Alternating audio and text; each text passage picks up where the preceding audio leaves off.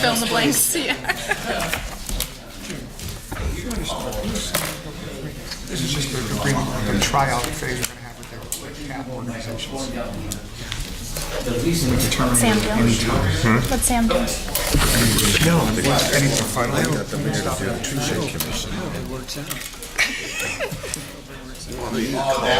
He calls probably daily now, right? Yeah. He's yours. I'm I know. I think he has my number. I think I've given it to him multiple here we go. Stand for the pledge. Pledge allegiance to the flag of the United States of America and to the republic for which it stands, one nation, under God, indivisible, with liberty and justice for all. Almighty and everlasting God, who presides over all things in heaven and earth, come and preside over these deliberations, so that those that make the decisions may be guided by your wisdom. Amen. Roll call, Mr. Ryan. Okay, Mr. Brooks. Here. Ms. Gilbert. Present. Mr. Barrett. Here. Mr. Barrett. Here. And Mr. Belusko. Here. Also in attendance tonight is Controller Darren Snyder, Administrator Rick Kaczynski, Deputy Administrator City Attorney Tim Henry, Assistant City Clerk Catherine Payne, Administrative Assistant Lisa Sanfilippo.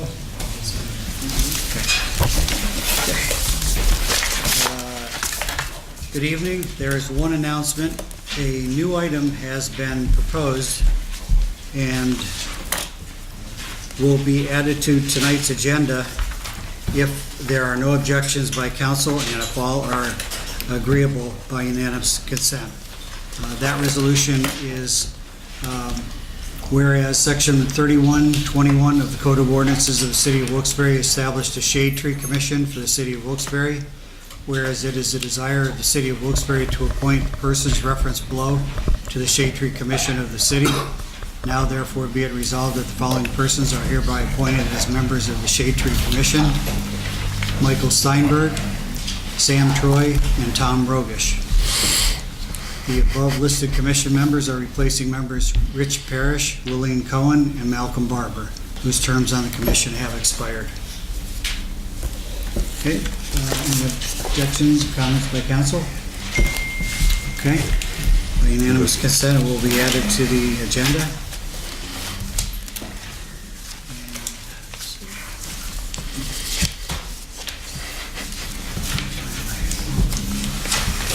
Good evening and welcome. Tonight's meeting is a regular session of City Council. Please turn off all cell phones. According to the First Amendment, this meeting is a limited or designated public meeting, as all regular sessions of City Council are. The chairperson is the presiding officer of the meeting. As a City Council meeting, specific rules and procedures of council are followed. The list below are examples of important council rules. They are not intended to be a complete list. Persons addressing the council shall limit their address to 5 minutes. All remarks shall be addressed to the council as a body and not to any individual member thereof. No persons are allowed to address the council from beyond the rail, except the speaker at the dais who has the floor.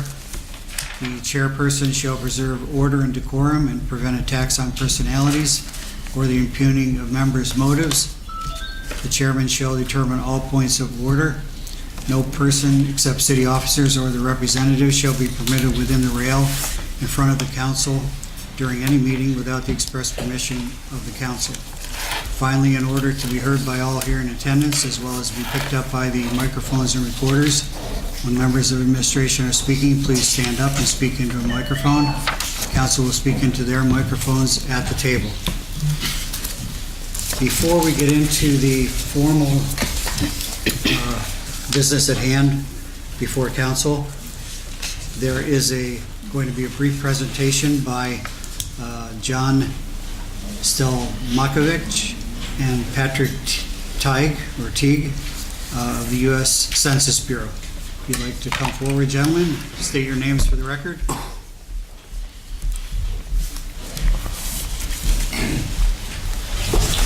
Good evening. My name is Patrick Teague.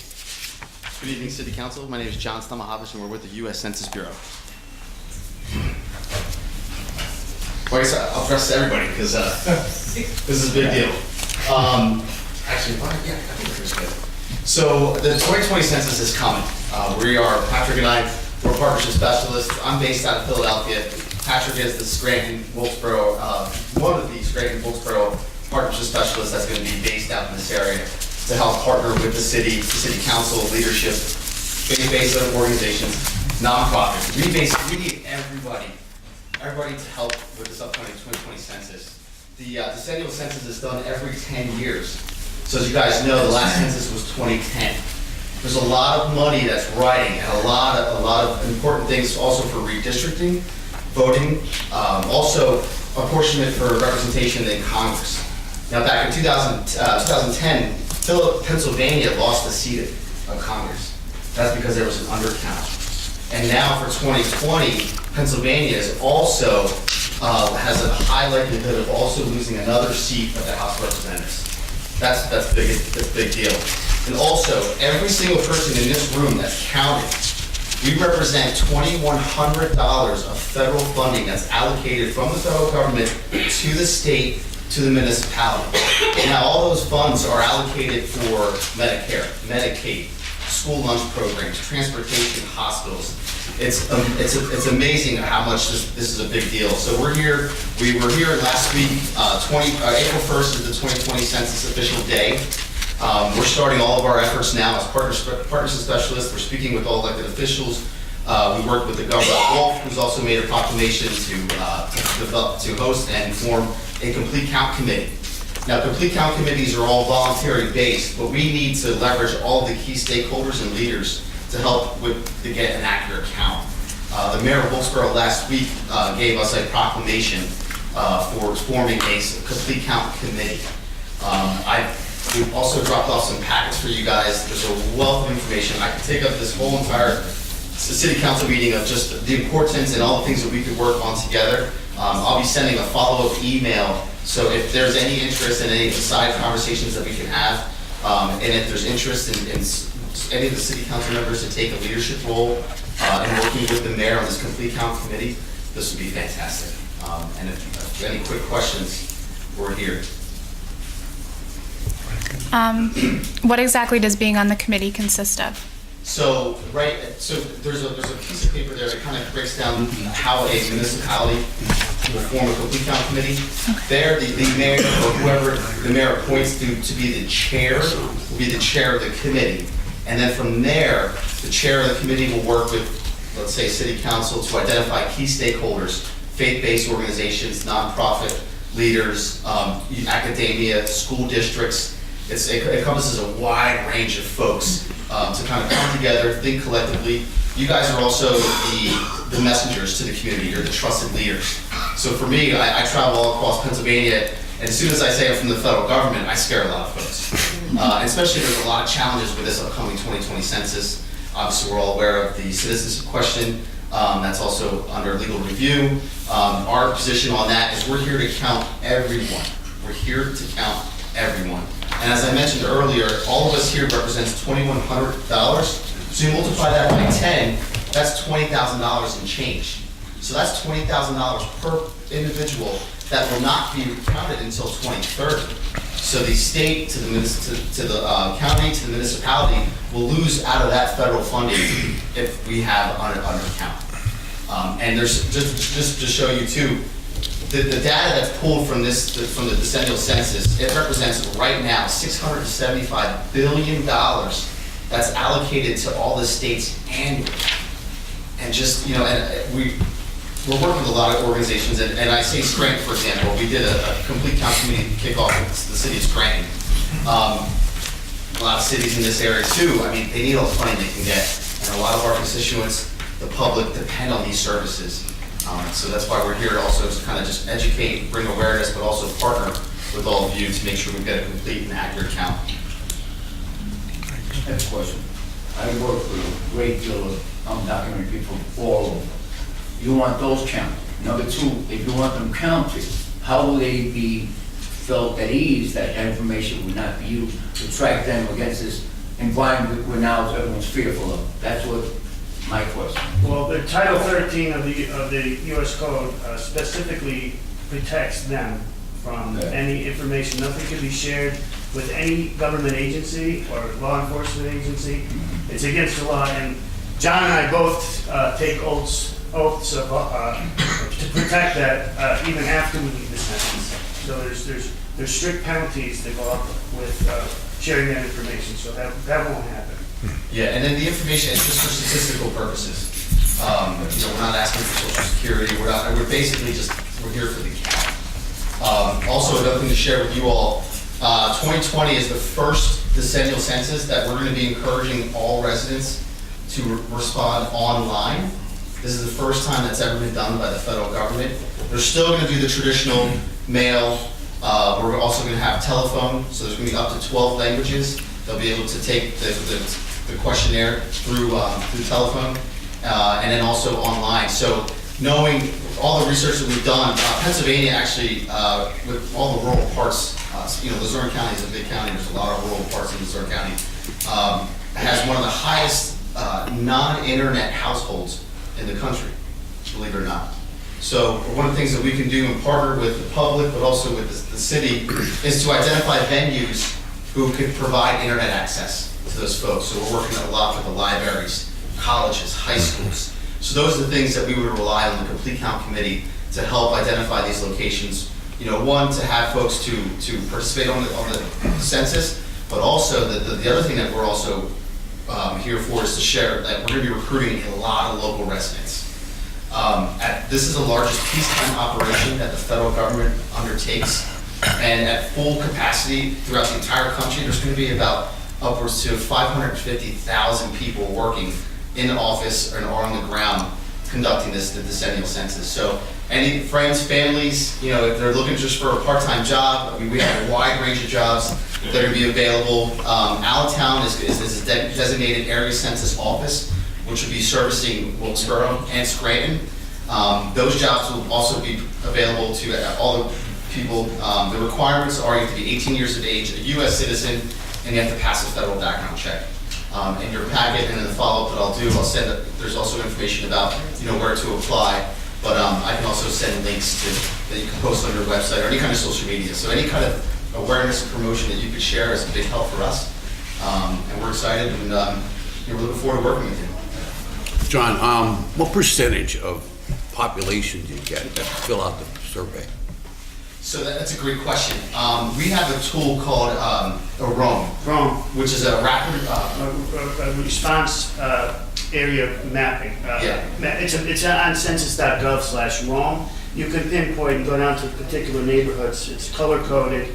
You'll notice the darker blues are the highest low response areas, and that'll have all the statistics within that little track of that census, and you can look through the mapping tool on the website. It'll give you a wealth of information. And we could do a follow-up on kind of giving you guys the idea of how Luzerne County did, but also Wilkes-Barre.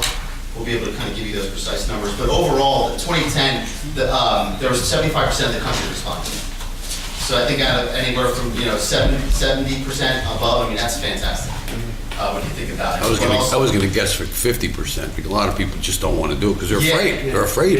There's that's a lot of why They're afraid. we have to let the public know, and through the trusted ambassadors like yourselves and the others that join the committee, they'll notify. There's statistics in schools which helps the teachers do lesson plans with the students from K through 12, history, math, geography, statistics, and let them know about the census and bring it back home to tell their parents the importance of it. So again, census.gov is a valuable tool. If you have a chance, just check it out and surf through there. You'll find a lot of information.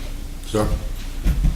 For those who either serve on the committee or work for the Census Bureau, are they required to take an oath as well? Yes, if you are hired to be a census employee for the 2020 census, you will be taking an oath. Not committee though. Not the committee, but The people who are involved in gathering the information will be taking the same oath Yes. that you guys do. Exactly. So you'll see people coming out late summer. They would be our address canvassers. They go and check the addresses in the houses. So they'll be out in the neighborhood. So the police and the mayor and everybody should be notified that they're out there, because sometimes people get scared. There's people walking around the neighborhood. So So that's something that has to be brought out to the public too. Yeah, and it's just another thing, just for a public service announcement. We all know who the census takers are. They're walking around the neighborhoods, knocking doors with a clipboard. So what we're doing now, as this is the first time that the census is asking folks to respond online, an incentive is if you don't want those census takers, which are also called enumerators, if you don't want them coming to your door, just reply online or send your mail or call in. Those folks who do not respond by internet, phone, or by mail, those would be the households and addresses that will be having the enumerators coming to their door. And they'll have the iPads and also iPhones to actually just take their information and they'll be able to plug it into their devices. They have, like, ID? They'll have that. Yeah. They'll have their. I'm sure it's all over the country, but we get people who go around saying they're from the gas company or Right. water company or whatever to try to gain access. So people are already on guard for that kind of. Right, but they'll have the. I live in a housing authority, in a building. You have to get in right through a code. Would you be letting the manager know that? Yeah, so we'll be working with, I don't know what's their housing. yeah, so we'll be working with all of the housing authorities, also any group quarters, whether it be homeless shelters. Colleges, orphanages. Nursing homes, etc. Prisons, Yep. too. That's part of our group quarters program that's gonna happen, so. What kind of information are you looking for?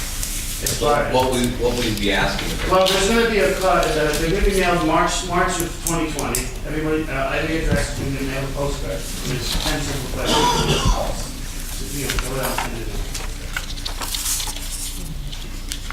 Thank you, gentlemen. Thank you for Thank you. Thank you. Have a great night. Thank you. Before we,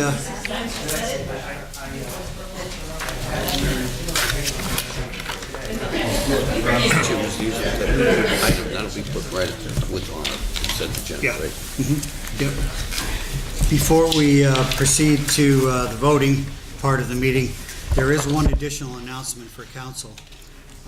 Our parking meter technician, Dave Roulette, is here tonight with regard to the resolution discussed at Tuesday's work session along with the other resolutions, authorizing the disposition of Duncan Technologies Eagle CK parking meter heads because they're obsolete. Dave, right? Mr. Merritt, Councilman Merritt, you had a question? Yeah, Dave, I just had a question if there's any value to these, and can we get any money for them? No, sir. Excuse me. Mr. Ryan said they are obsolete.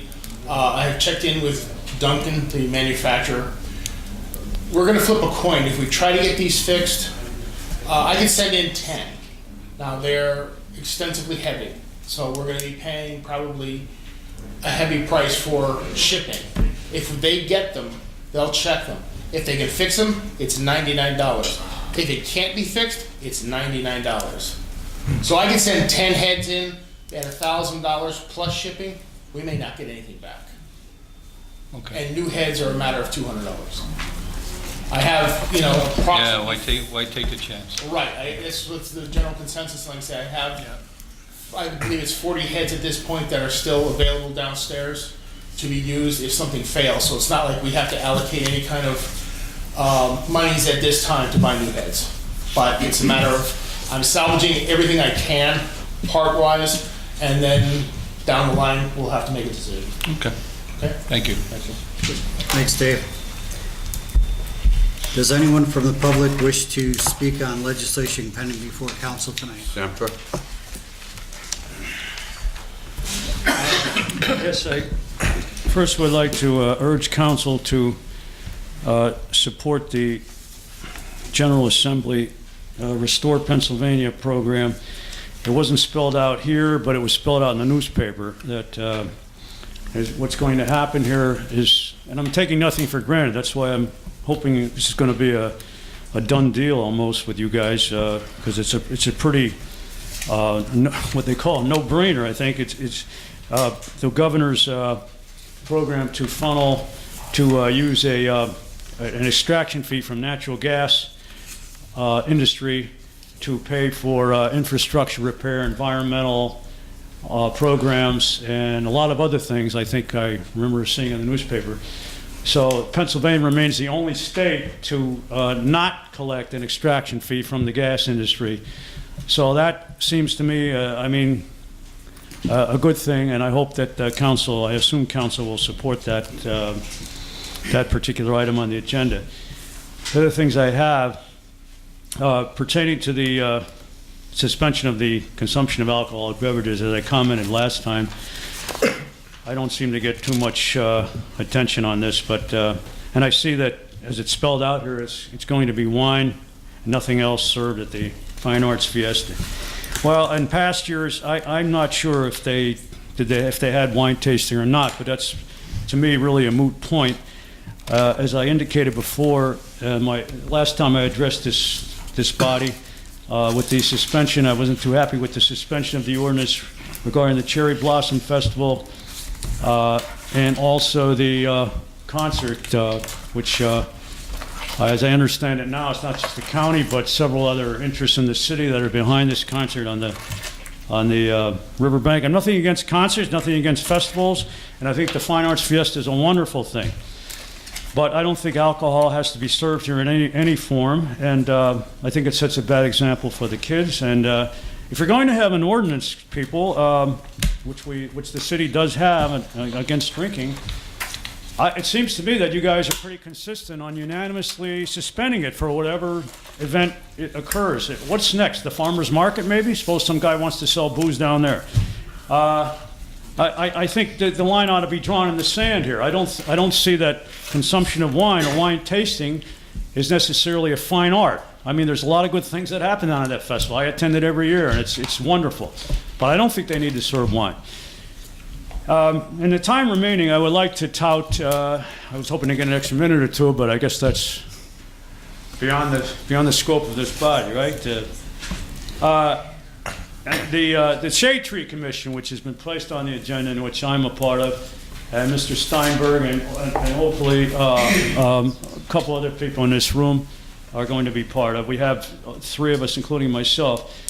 I just, in the time remaining, I first of all just wanted to thank the mayor for being sensitive to this issue. It's a long time coming. We've had, for the people in the audience and for council, I'm sure most of you know, and I'm glad, by the way, I want to especially point out, say thank you to Tony Brooks, who's been very supportive of the concept and helped us move this thing along.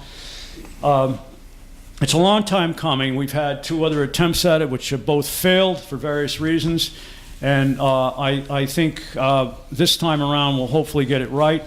The three of us, as it starts now, but we're hopefully going to have about 5 or 6 to monitor, to make Wilkes-Barre basically a better place to live. Because we all realize, I think, I don't have to tout too heavily the importance of trees in the city.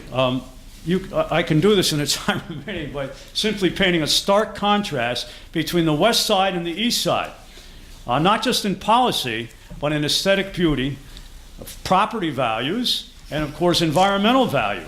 For the trees over there are magnificent. The control over them, I'm talking about Kingston and 44 in particular. I don't know what Plymouth has in particular. But the results are very profound in terms of the policies that have been carried out there.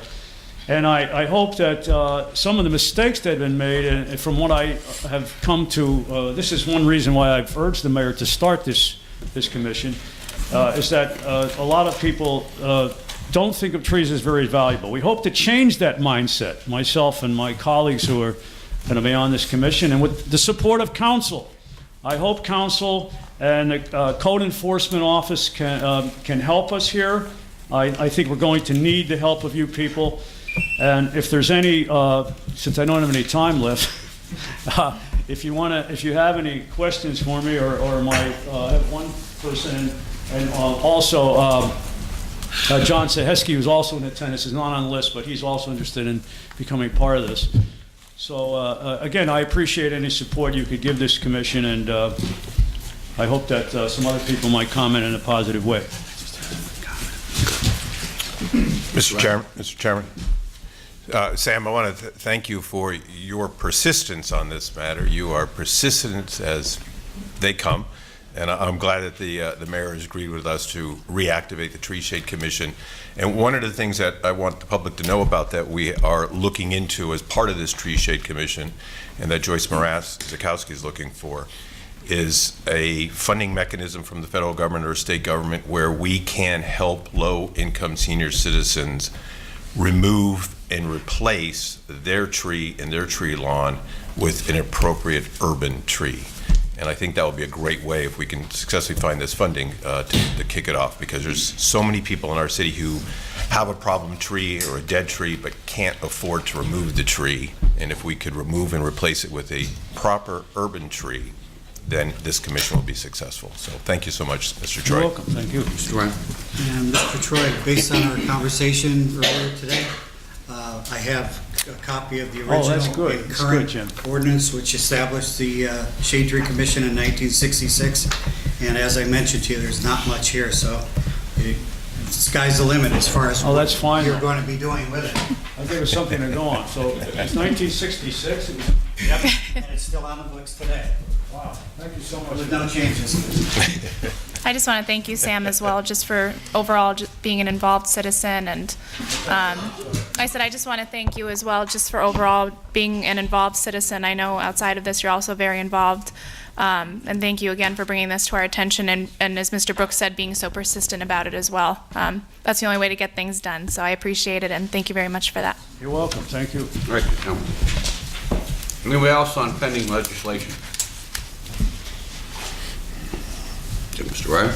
Okay, we'll go into the voting, and there's only one item today, which is the consent agenda resolutions, which is on the consent agenda resolutions, and there are three different resolutions on that consent agenda. So motion, second, and vote is needed. So moved. Mr. Brooks? Second. Beth? Okay. Mr. Brooks? Yes. Ms. Gilbert? Yes. Mr. Merritt? Yes. Mr. Barrett? Yes. And Mr. Belusko? Yes. Motion passes.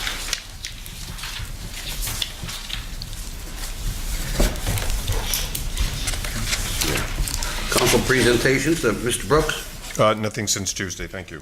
Ms. Gilbert?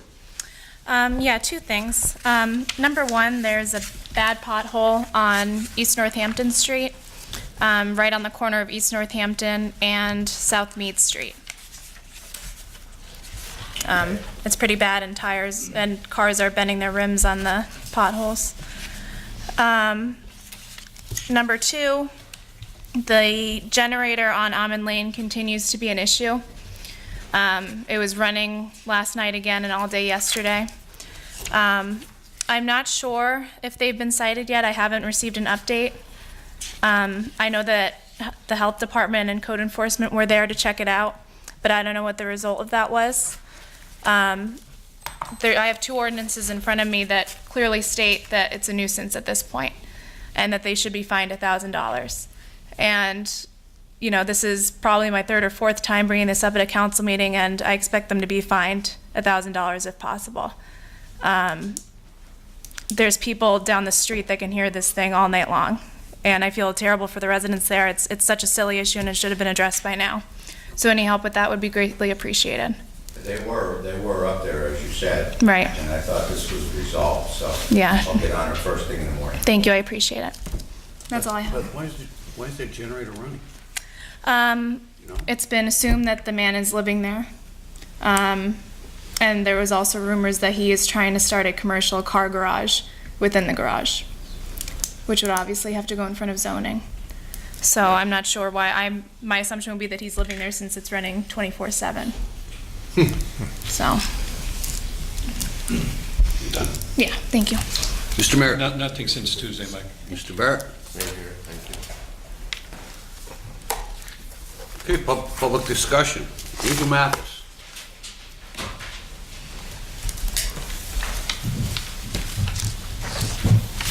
Hello, Angel Mathis, Wilkes-Barre.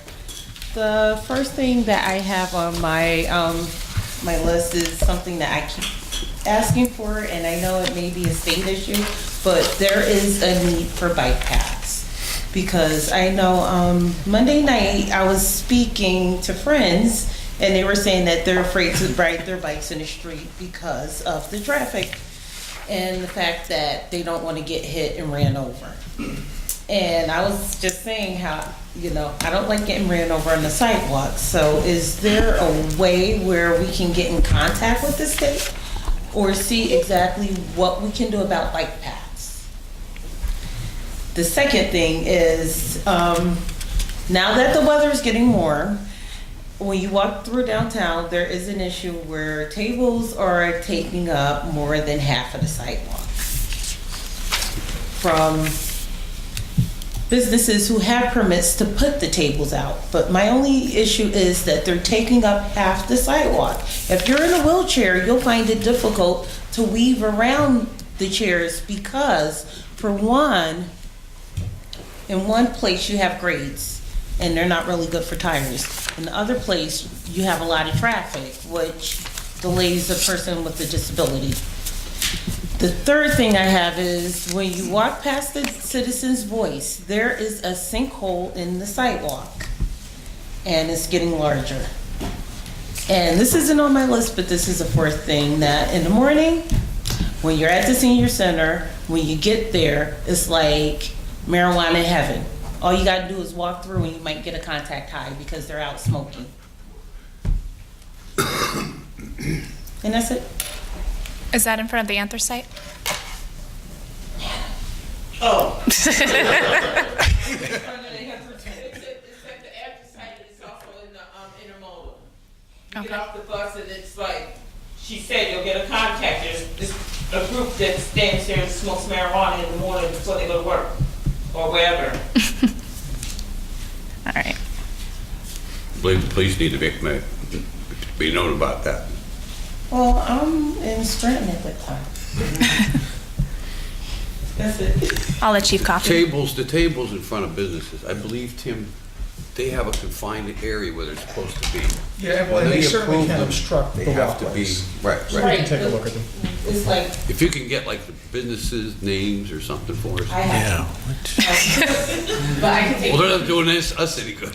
Leo's on Main. Leo's on Main. Franklin's.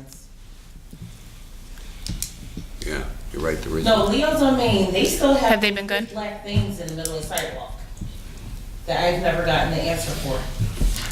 Are those the things that are designed to protect the building in the event of a car accident? Is that what they Yes, are? but you can't get through with the wheelchair. Regarding the bike paths, I could have sworn at some point there was a county initiative to bring about bike paths, and there was the architect that was on county council. Rick Williams. Rick Williams. He was a big proponent of that. I'm not sure where that went.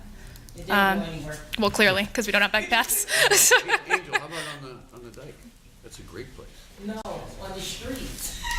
Well, I mean, the dike's a nice, No, that's easier, safer. Well, I think for people commuting to work and everything. They use it for transportation now. Yeah. A great majority are using them for Okay, transportation. okay, I got you. Where it's not the kids downtown that's riding the bikes. It's grown people who are riding the bikes, going as fast as cars, if not faster on the sidewalks. And some of them are motorized. And Steve, you're going to take care of that sinkhole for us? Okay. Yes. Rick, can you get Butch on that sinkhole? Greg Griffin? That's crazy. Good evening, council, citizens. Greg Griffin, Citizens Opioid Committee of Luzerne County. Just to follow up, I just want to thank council. I was given this letter that Wilkes-Barre Council had written on request by Attorney General David Freed of Pennsylvania, Middle District. And our committee had met with Attorney General Freed Thursday in Scranton. Myself and two mothers who lost a son and a daughter, and Attorney General Freed were in a room together. And He was quite moved. The mothers showed pictures of their son and daughter who died last year from the opioid epidemic in Luzerne County. One of the mothers is Park Avenue, lost her son Thomas.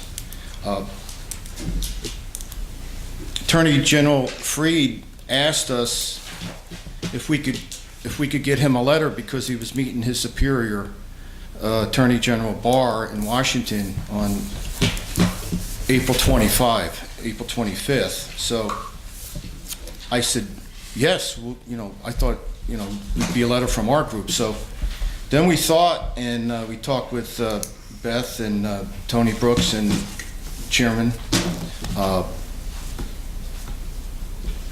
We've been working with Hazleton Council, County Council, and Wilkes-Barre Council, and we've been able to get letters from all three cities. We have the Wilkes-Barre County Council letter, and I have to say, and Hazleton's working on their letter right now. I'll have to say though, Wilkes-Barre beat the County Council out by 3 hours on getting the letter to me. So it was, you win the prize. But no, it's great. We got a copy of it also. Yeah. Basically, Attorney General Freed, he came right out and said, I want a task force for Hazleton. And that's what we were trying to push for because it's a source city for drugs coming into Luzerne County. So we stopped right there. We didn't have to sell him. We stopped talking about that anyway. And he asked for the letters, but basically a task force would provide additional drug agents to work closely with the police department, monitor pharmacies, doctors, and major drug dealers. They also provide advanced toxicology for the coroner's office. They will coordinate with federal agents in Philadelphia, Jersey, New York, where a lot of these drugs are coming from. So our police departments in Luzerne County are overwhelmed. So it was just fantastic that there's a lot of power behind the three letters from Hazleton, Wilkes-Barre, and County Council. Attorney General Freed is going to hand carry those three letters to Washington to give to his superior. And he said, if I can't get you a task force, I'm going to get you more federal agents for Luzerne County. He said, I have kids too. So again, the leadership Wilkes-Barre City has showed in responding to the request for a letter from a top federal official is admirable. And our committee is, we really want to put the law enforcement to the side now. Once we get the task force and whatnot, we're going to be concentrating on further education of the young and finding out why the treatment programs are not working. Because a lot of people are coming out of treatment with not enough treatment, and they're being approached by the predator drug dealers, and they're dying. So once we get the law enforcement angle out of the way, basically the solution of the opioid epidemic is three-sided. It's advanced, expanded education of the youth. It's additional support for law enforcement, and it's longer duration treatment programs. So that's what our group's going to be concentrating on. I think these three letters are really going to do something in Washington. And of course, we're meeting with Congressman Cartwright on the 17th. He's going to have all three letters. Senator Toomey's going to have all three letters, and Senator Casey. So these letters are just going to keep on giving for us because we are not going. I mean, these signatures here of you and the signatures of the County Council, there's a lot of power behind that. The senators and congressmen and Attorney General Barr are going to take notice, because what if we hadn't have done it? What if we didn't have the three letters? Where would we be? So we'll be in touch. Thank you so much. And we're picking up the Hazleton letter tomorrow. Greg, thank you for everything you do too. That letter was just a simple thing, I believe, that we can try to help with. We all didn't even bat an eye when it came to signing. I hope it bears fruit. It's so important. Like I said, 10 other task force were dispatched across the country with all the bells and whistles, and Pennsylvania was basically ignored. So those other 10 communities who got the 10 task forces, they may have written letters. I don't know what they did, but they got the support. And unfortunately, Luzerne County, out of 3/4 of those 10 task forces in the rest of the country, we had more people die. So we really deserve it. And Attorney General Freed said, I'm going to show my boss why you people deserve it. So the police department is going to get more help. The chief, Coffey, he's going to get more help. And so Luzerne County is going to get more help. Greg, my son is a member of the Luzerne County Task Force. Fantastic, yeah. He tells me the stories. Well, because of your activism, Attorney General Josh Shapiro was able to budget one more officer for the Luzerne County Drug Task Force. We need more, but he heard us too. He heard all of us. So, but it's the opioid epidemic. Unfortunately, there's much more worse days to come. So it's bad. The fentanyl is just. Thank you, Greg. Greg, I know that you thanked us, but I want to thank you honestly from the bottom of my heart for doing this because you have no skin in the game, and for you to step forward and really take the lead on this, you're the true leader in this situation. So I just want to we're just the official people to send the letter, but your leadership it really shined through here. So thank you. Thank you, Beth. It's the parents that belong to our group, Pam and Pam. They lost their son and daughter. They're the two leaders. Right. We have other parents too, but they're the ones, and they're going to come and speak someday when they feel comfortable. So thank you. Thank you. Thank you. John Sahoski?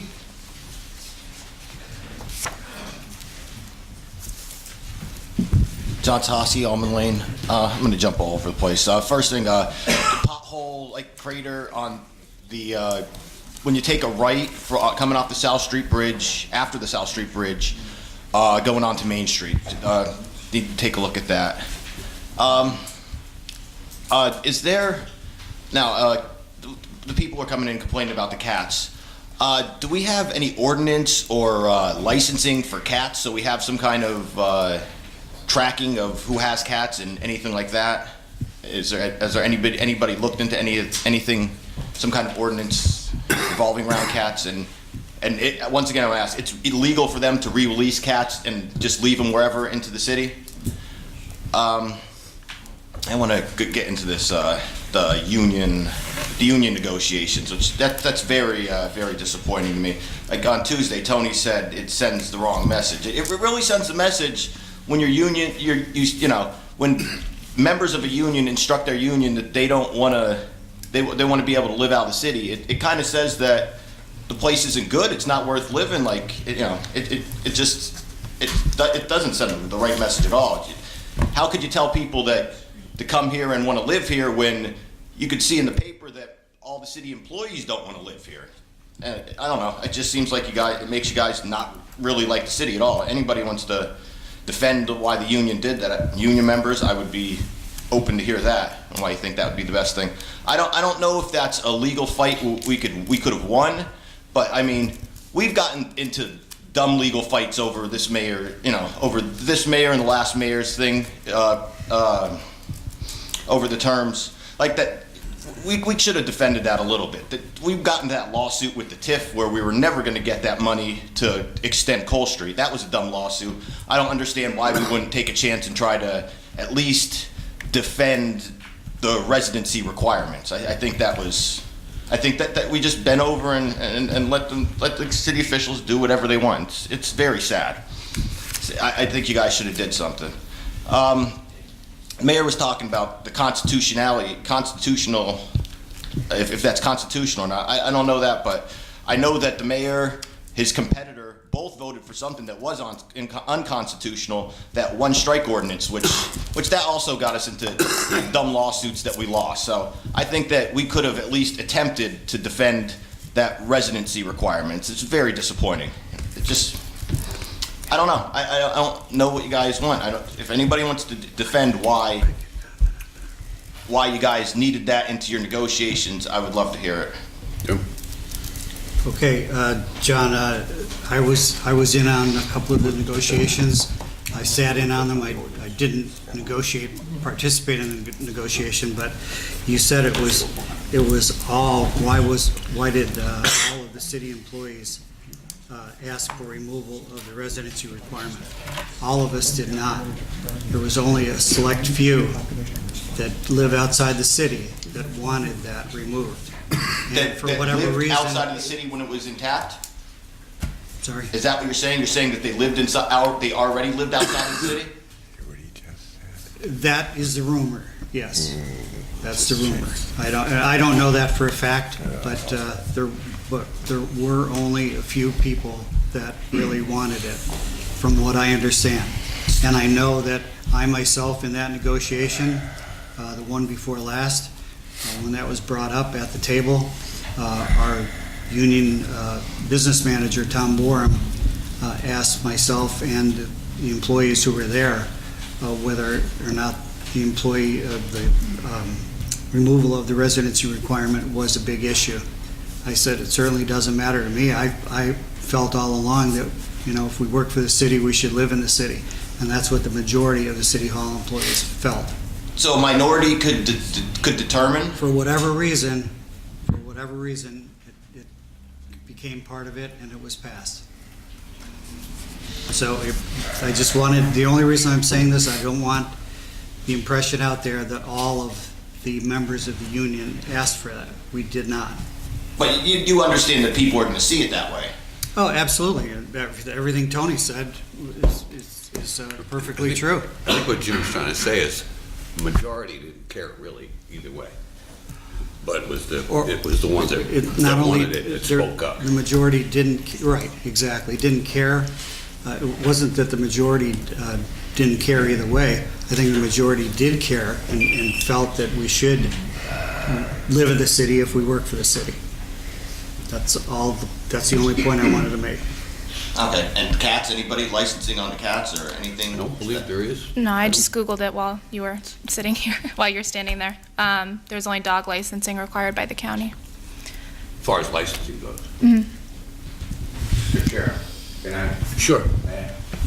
John, you're talking about dumb lawsuits from this mayor and the past mayor, and I'm going to honestly tell you that there'll probably be dumb lawsuits in upcoming mayors for years. That's what happens. I know that there were some lawsuits tested with the residency laws and the people lost. Now, with the residency law, or what we passed, I should say, there's a lot of people that, as Mr. Ryan said, they're staying in the city. They're not going to leave the city. There's people that are elderly that work for the city. They're not going to get up and move. So I don't want anyone to think that anyone that works for the city now is just going to get out of here. That's not the case. But with that being said, I have to say that with the new residency law, if you live 13 miles from here and the city has a chance to pick up an outstanding employee in their field, and they do live 13 miles from here or 5 miles from here, it might be well worth it for the city to bring someone in like that to help us move forward.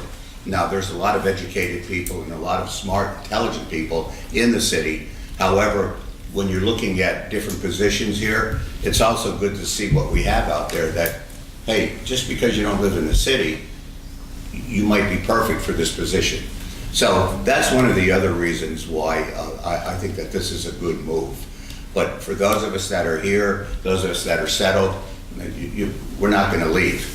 Those that are, willing to come into the city, that has a family and their children want to stay in that particular area, whether it's for their school or their friends, that's not a bad thing either.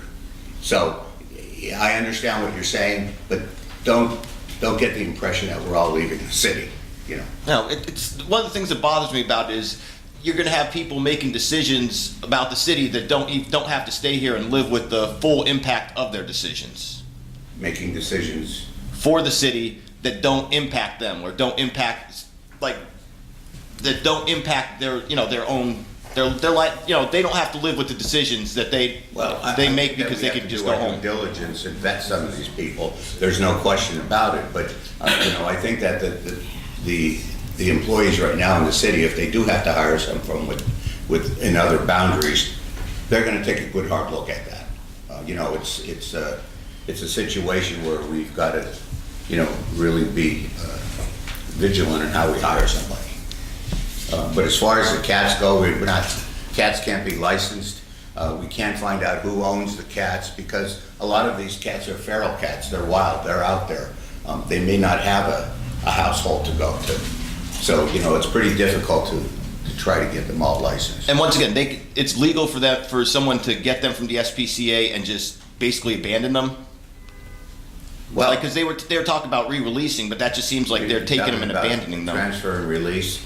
What they're going to do is they're going to pick up the cats that are feral, if they're not neutered or spayed. They're going to take them to the SPCA. They're going to have them neutered or spayed, and I believe they said get rabies shots too.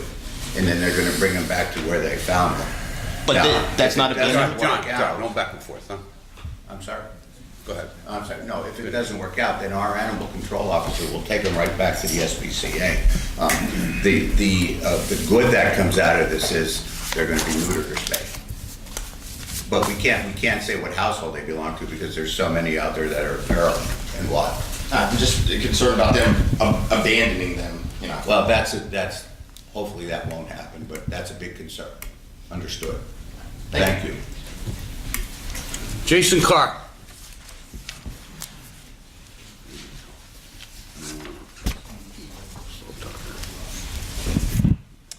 Jason Carr, Wilkes-Barre. Without getting yelled at, can I clarify? There's 3 articles that I read. Starting in 2022, for the employees that work in City Hall, if they don't retire by 2022, they will lose lifetime health care benefits. Is that true? When you're finished, John, will okay. Mr. Rowe. Okay. And before last week, or the last meeting when I was interrupted, I just wanted to let Mr. Gazensky know that I appreciate what the mayor is doing for the city, and I hope wholeheartedly that the citizens of Wilkes-Barre realize what Mayor George is trying to do. I think without much cooperation from City Council, and I do hope that he is reelected. And I hope every citizen does realize, at least from the taxpayer perspective, that he is making decisions that are in the best interest of the residents and taxpayers. To John's point that he just made, where do we see that abuse where someone gets to work for the city but live outside of the boundaries? We see that, with no disrespect to any police officer, the unethical,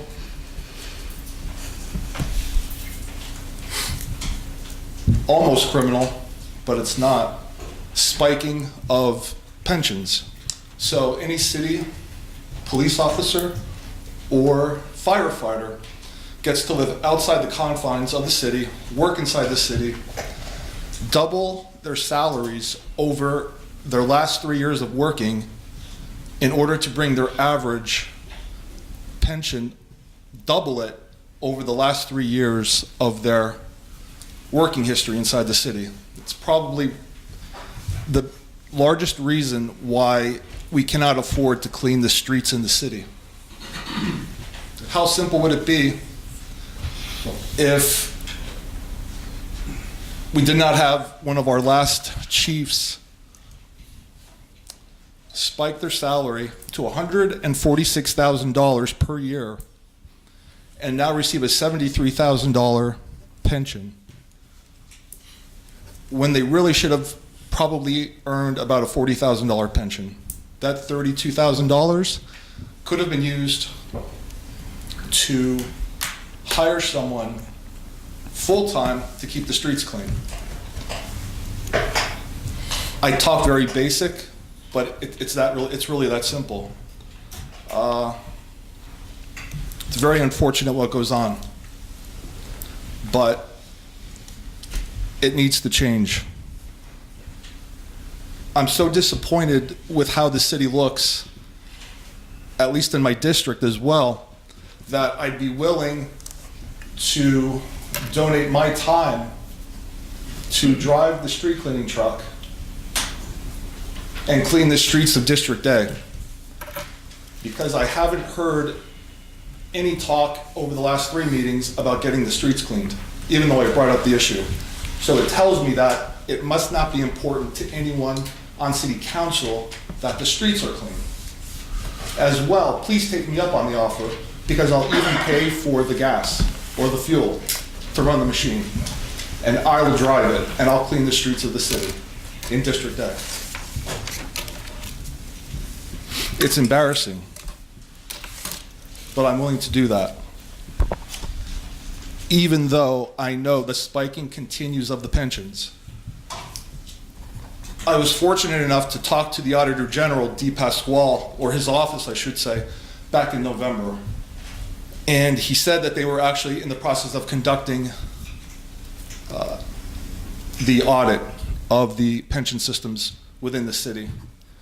And I was also respectfully, if I could be updated on the audit process, where it stands, and when those findings will be made public.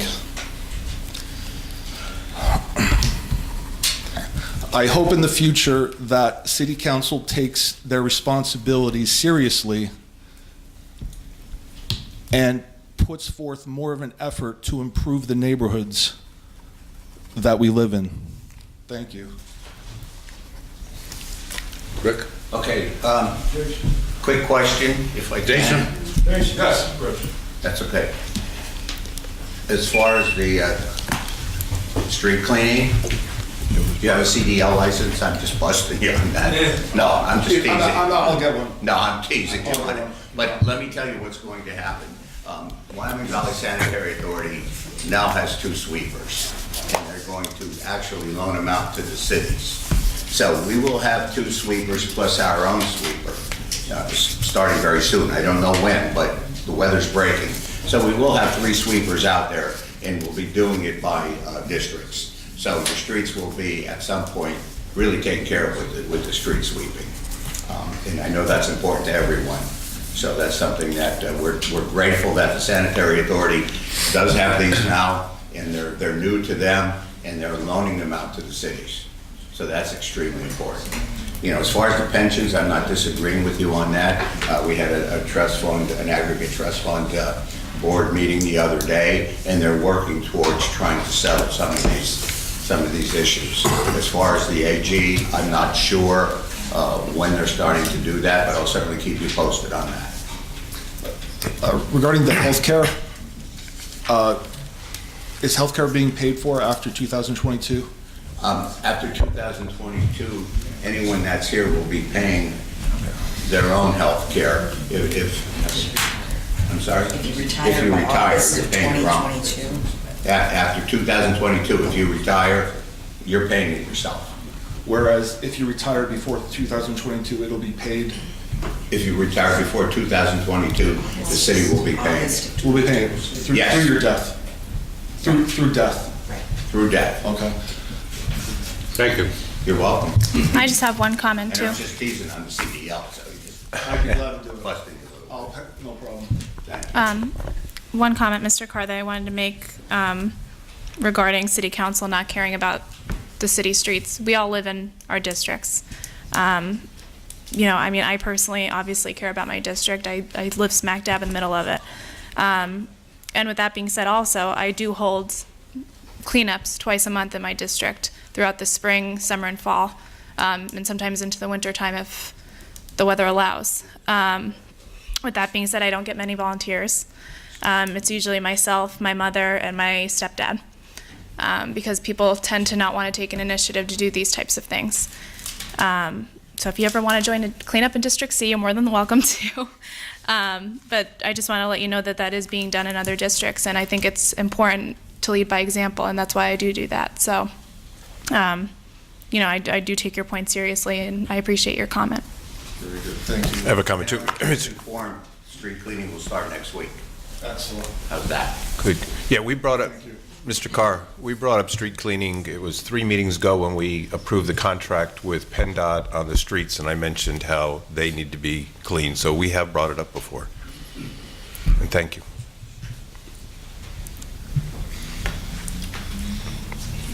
Jack Fedoff? But that's at a work session. Jack Fedoff, 465 Cary Ave. I got safety concerns about the intersection at Dagobert, Cary Ave, and Old River Road.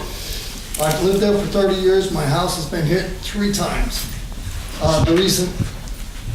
Most recently was last Tuesday. One of these times, what's going to happen is this going to happen in the wrong time, and somebody's going to get killed. The kids go to school 8:30 in the morning. They come home at 3:30, and what we need there is some type of a guardrail or a safety system of some sort to stop traffic when they come around that curve from going over the curb and onto the tree lawn. And they've hit my house, they've hit my neighbor's house, and it's become a real concern to me. Jack, I discussed that on Tuesday. Right. Right. Which Friday's going to come down and install some kind of, it's gonna be poles, some sort of protective poles. I can only picture. Yeah, it doesn't like have to in-ground gas necessarily be a pumps. steel guardrail, as long as it's something that can at least slow the, if someone comes over that curb, they can slow down before they really hurt something. So we appreciate you somebody- coming. We discussed this a few days ago. Tuesday. And there's poles that we can just screw into the ground. If you don't want them there anymore, we can take them out. But we'll put a series of 3 of those poles there. They're thick, and if a car does come around, they're going to hit the poles, not your house. But As we're long more as than there's some happy to type do of that. solution, that would be great. Yeah, we're more than happy to do that. We Okay. appreciate you coming. All right. Thanks. Sounds good. Thanks, Jack. Thank you. Easier than you thought. Tony Thomas.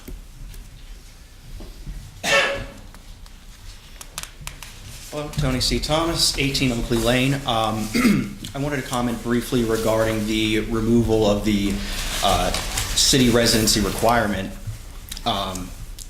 In the paper, Mr. Brooks was quoted as being concerned over the potential loss of the earned income tax from employees eventually moving out of the city. So I'm curious if the city has any plans in place over the next coming years to deal with the potential loss of earned income tax from employees eventually moving out of the city. Well, I do agree with that there should be some sort of leniency there, and other municipalities have enacted residency requirements where you're required to live in the city for X number of years before you're allowed to move out.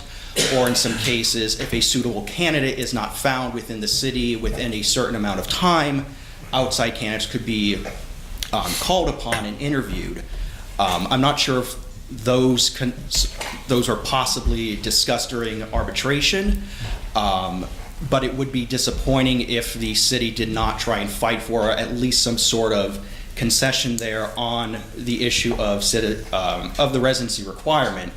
The Supreme Court in McCarthy versus Philadelphia Civil Service Commission, 1976, they did find that in whole, city residence requirements were not unconstitutional, but however, they are subject to arbitration and bargaining. So as I said, it would be disappointing if the city did not make some sort of concerted effort to at least make a concession instead of just giving up the residency requirement. And secondly, this doesn't have to deal with that issue, but on the matter of city code regarding trash removal, from how I understand it, private citizens can contract with private individuals and companies to haul away trash if they do not wish to use the city services.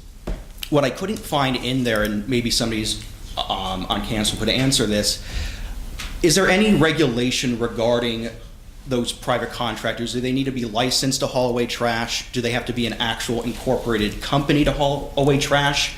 And if so, are there regulations regarding where they're putting the trash away? In other words, if you hire somebody to take away your trash, how does the city enforce that that company or that individual hauling trash is doing so in compliance with city code and not just dumping it wherever or improperly disposing of refuse?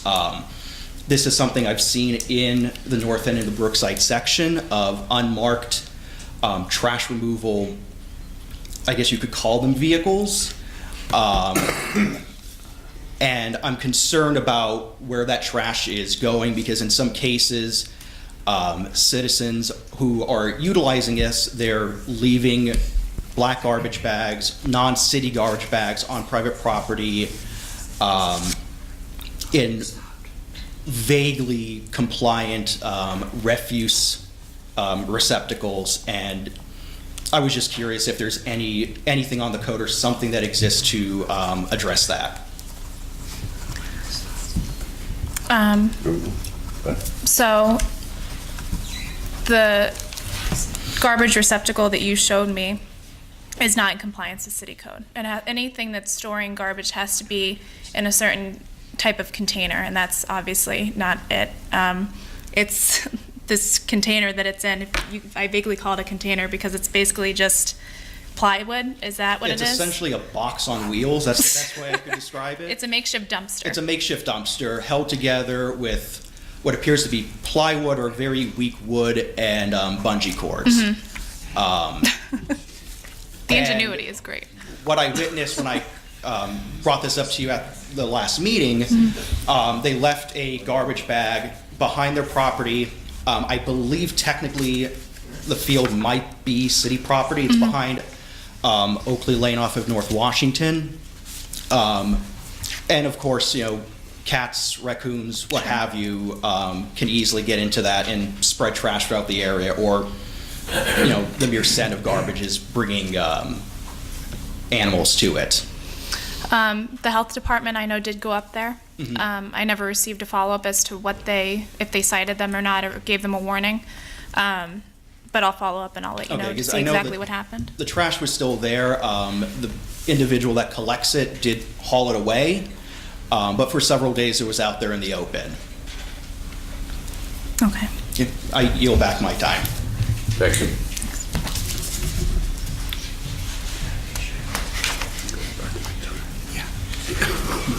Angel Giroux?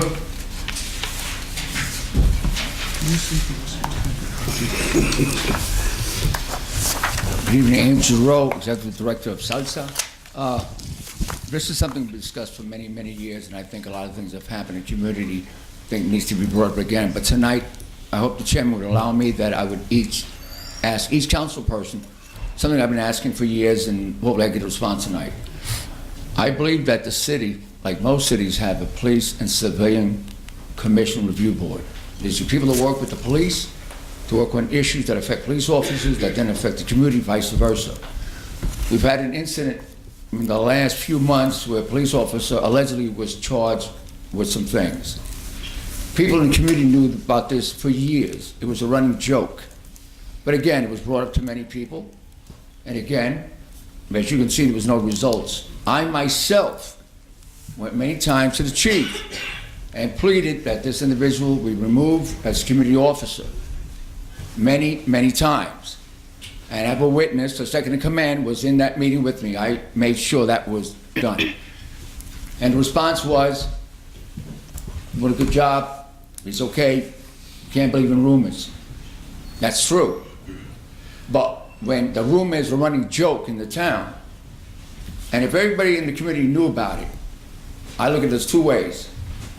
Either the leadership of this community is so far out you didn't hear the rumors that everyone else heard, or you knew about it and you just said that's business as it goes. I don't know. But again, a civilian police review board would have dealt with this before other people would have been affected by this individual and by this system. So again, can I ask each council person very quickly, how do you feel about this, and do you support it or not?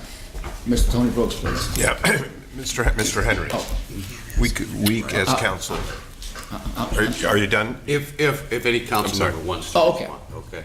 You can't ask one each. Okay. If they want to respond, they'll respond. Of course, okay. Yeah, it's just, Any council person would like to respond, please. So, Mr. Henry, we could create a civil review board, right? and I just- believe so. I'd have to review the charter and the code, but I believe there are provisions that would allow you to do such a thing, yeah. Okay, yeah, I support it, Mr. Giroux. I would support it 100%. yeah, I don't see why not, but, Thank you. that's something like HR does, I would think. But I don't see why not. Yeah, it was with HR and the mayor's office and the police officers. Again, it's just it's a committee that's chosen by people who have some expertise. Again, we're not talking about people just off the streets. It's people who have some expertise in the back, either community involvement, law enforcement, everything else. Again, it's a tool that works. Again, also gives an officer who may at times may not be able to speak freely because his commander or the people above him will chastise him. Well, he could speak to one of the people, a civilian, and we could bring it in a different way, but these officers feel free to do what they have to do. I saw 2 minutes. Well, we can't go back and forth there. Well, No, go I'm ahead, not going back and forth. finish It's my your time. second issue on the paper. Second, I brought up a long time ago about a civilian police academy where they have in Scranton that has run very successfully, that Chief Duffy, when he was chief, ran it. And again, it was a program where you have civilians fill an application, they had a background check, and again, these officers, the civilians, went every week to the police precinct, and every week it was the different fingerprinting, dog tactics, how they did it. And after that, they were given certificates that they graduated. With that, it releases the police officers on parades. These guys, the volunteers who go to training, then they can guide traffic where these guys can do the more serious job. And again, it's more civilian and police interaction. People get to see what these officers train, what they have to go through, and it gives people a lot more respect what these men and women have to go through. And it gives the policemen knowing that we support them, and I think that's much needed in these days. So I hope these programs are seen and is needed. Again, I spoke to Officer Duffy, and he says he's willing to take up again if this is okay. It doesn't cost the city any money. Geico, last time I went with the Scranton, and I did their academy and graduated, they picked up everything else. They picked up the T-shirts, any materials. So again, even the people in the community, the business people, are willing to take this on, which costs the city nothing. The only obstacle sometimes that happens when the union says these guys shouldn't be working these hours, but a lot of these guys in Scranton did it on their own because it was seen. And again, it's one of the programs that Scranton has worked greatly deal and is strengthened the community. Again, it gives people then the trust in the officers and vice versa, and it's worked. And at any more time in our nation that we need people working together, it is now. Thank you. Thank you. Oh, and real quick, I want to thank Mr. Griffin. Yesterday, we also went to Roots, the new drug and alcohol program near the precinct. Again, it wasn't for this guy, believe me, a lot of us who've given up long ago about this effort, like me, I thought this thing was dead. Thank you for bringing back hope to a lot of people and for the work you do. Thank you. Sam Troy? Yes, I have a few burning questions, as usual. Mr. Henry, if you, one thing that bothers me, as I think I mentioned before, in terms of how, it's nothing personal against anybody, but how this government functions, and whether it's county or school board, school district, is a lack of transparency. Well, I'd say a total lack, but to a great extent, a lack of transparency in what's going on. And also in terms of the fact that details are not revealed. For instance, I see Ted's presence here, and I can't help but be reminded of the sale of the Sterling lot, which might have seemed like a good deal to him and to the mayor and to maybe some other people sitting here, and maybe some people in this room might think it was a good deal. But whether or not it was a good deal is actually a secondary point. The main point, as I see it, is the fact that the public was virtually shut out. The public, I guess, can't really negotiate directly with the people who are interested in buying. I understand that. The details were not revealed until too late. And I don't like the fact that for instance, the controller indicated to me, Mr. Snyder, that he should have been involved in that. and he was not. Along those lines of being shut out, of a lack of transparency, of a lack of accountability, a relative lack. And back to the question, Mr. Henry, I just wondered, I didn't know, I realized about this litigation that was filed by the ex-officers, I forget their names now, against the city. And I just wondered why you or Ms. Collins could, I see that you hired the city hired an outside attorney. I was wondering if anybody could provide me with the specifics in terms of how much was spent in defending the city from that litigation, and also why Mr. Henry or your colleague, Ms. Collins, could not take up the defense. I assume it was one of two reasons. I heard through the grapevine that either both of you were too busy, or it's beyond your purview, your abilities as a lawyer. So I guess it's one of those two. Maybe you can elaborate on that when my time is up. Regarding the labor negotiations, Mr. Sahesky made, there were a couple very important points made there. It seems to me that your argument can be countered, Rick. The fact that the city needs to have people, to draw on people outside the area to hire, to be able to do that. I understand the city is in dire financial straits. I mean, let's face it. After this primary election, after the general election, I think the cat is going to come out of the bag in full force. I mean, it might have been buried temporarily, but it's going to come out in full force. And that affects everybody, every taxpayer, every citizen, every resident in every way. Not just in terms of higher taxes, perhaps, or higher fees, but in a decline of quality of life in general. So, for instance, can you justify, this is another point about the transparency. I assume no members of council were on those negotiations, correct? The labor negotiations that you and the mayor, Mr. Ryan, you were in on it to some small extent. As an observer. Well, I think, I wondered if maybe Mr. Henry can enlighten us on that also. Is there anything in the charter that indicates that the mayor have the option of appointing maybe a council member to also negotiate?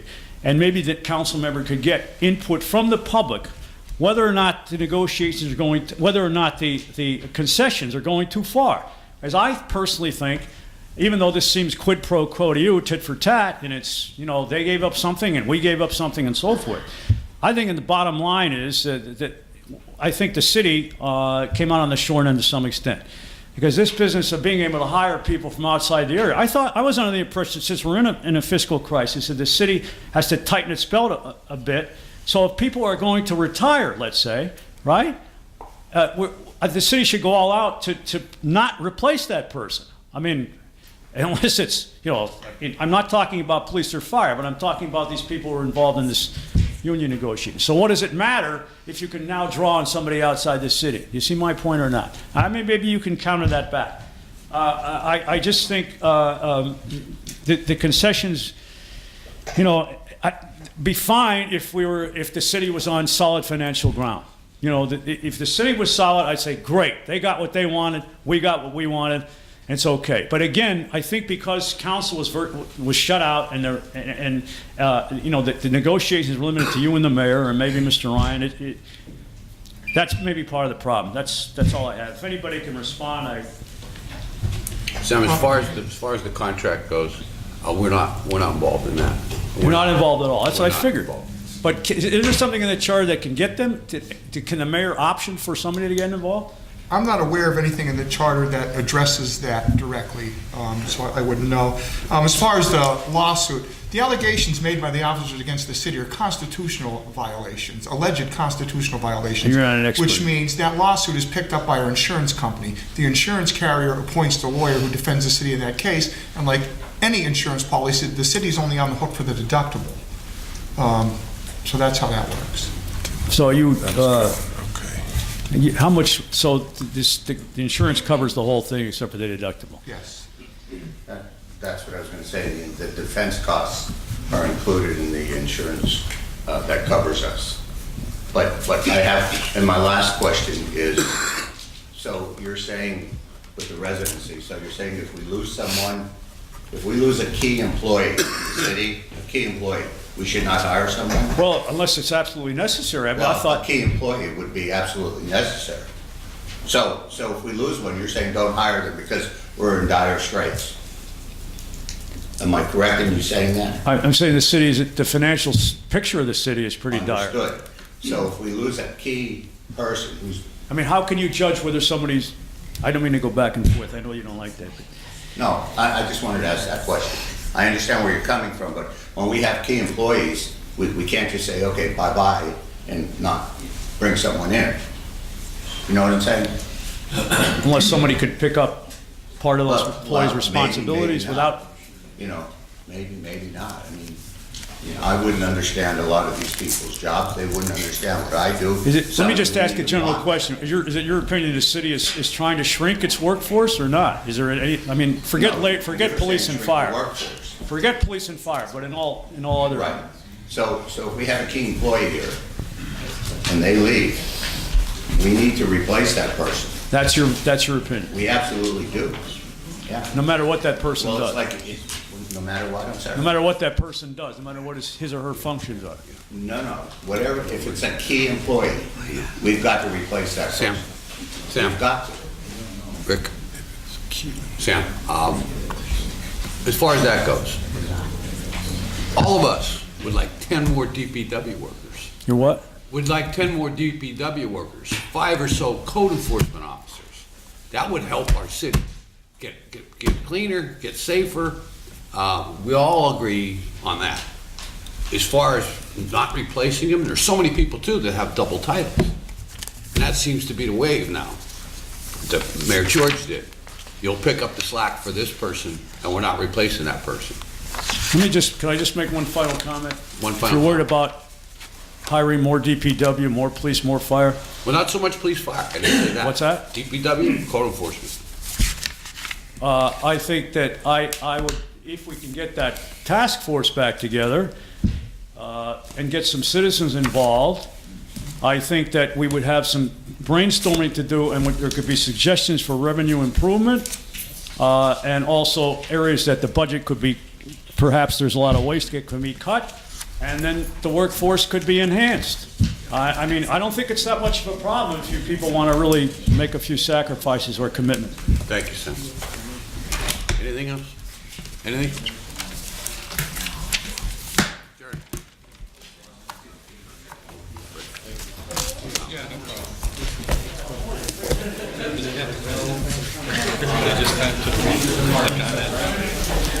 What?